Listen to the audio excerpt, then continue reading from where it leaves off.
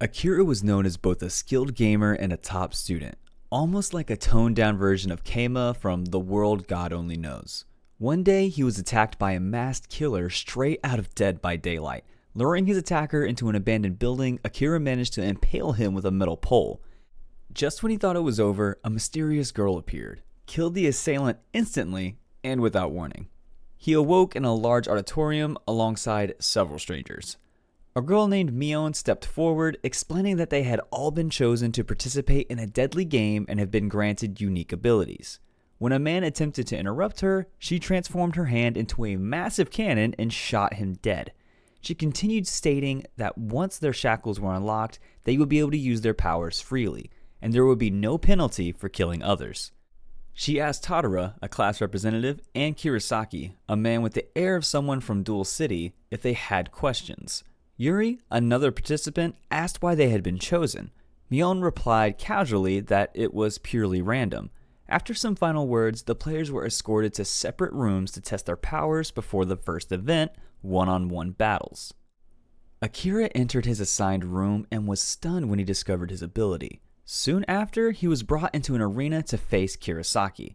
The match would only end when one participant either admitted defeat or was killed. Kurosaki immediately advised Akira to surrender. Instead, Akira smirked and said, "Ligma balls."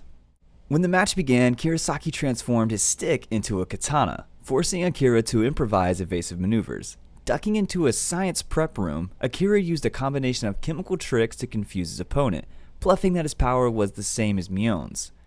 Akira manifested a cannon from his arm and badly injured Kurosaki. Bleeding and in pain, Kurosaki surrendered. When Yang asked why Akira hadn't used the cannon from the start, ᴑᴜᴜ revealed that he couldn't.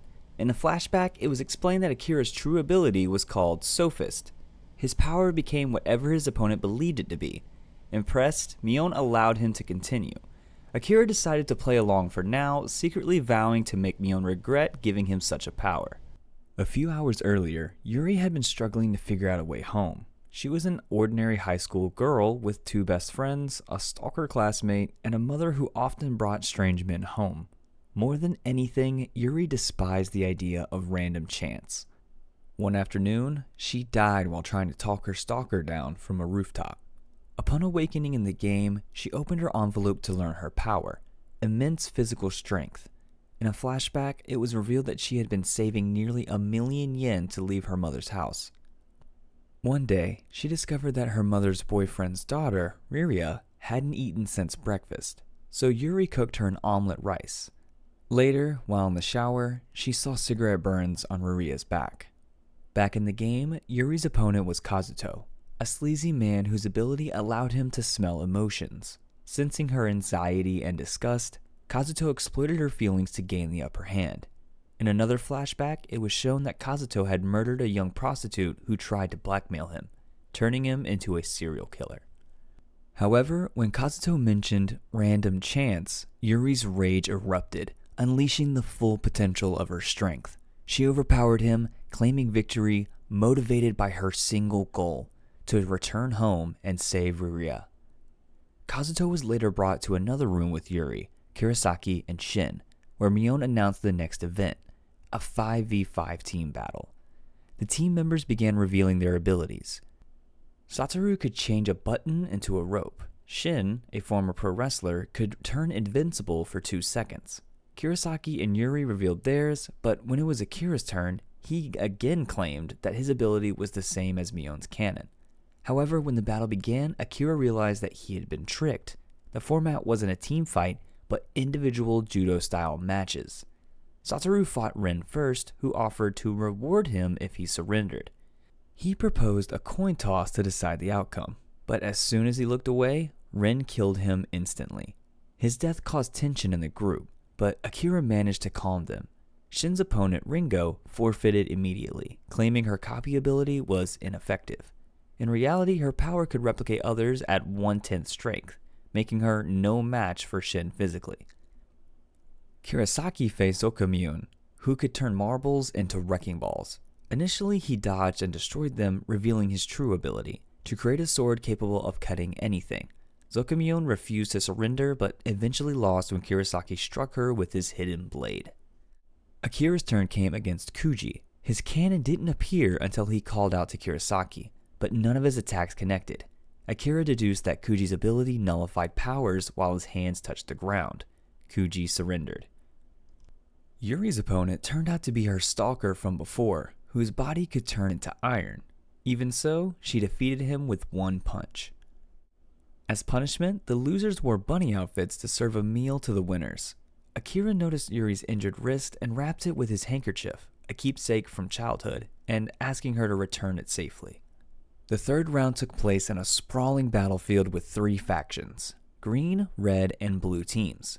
Akira and Yuri ended up with the green team, led by Shirasagi, while the red team, ruled by Hajime and Kiro, was notorious for enslaving players to maintain their dominance.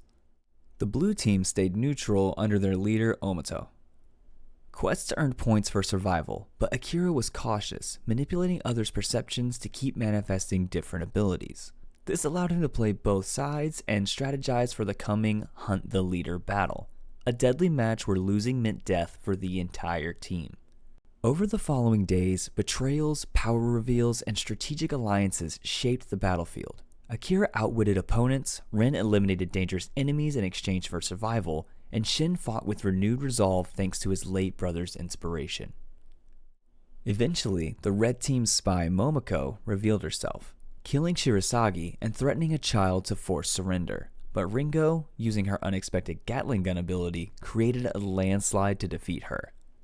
The final confrontation saw Akira battling Kiro, manipulating perceptions until he could use Shirasagi's negotiation ability against him, breaking his debt-based power.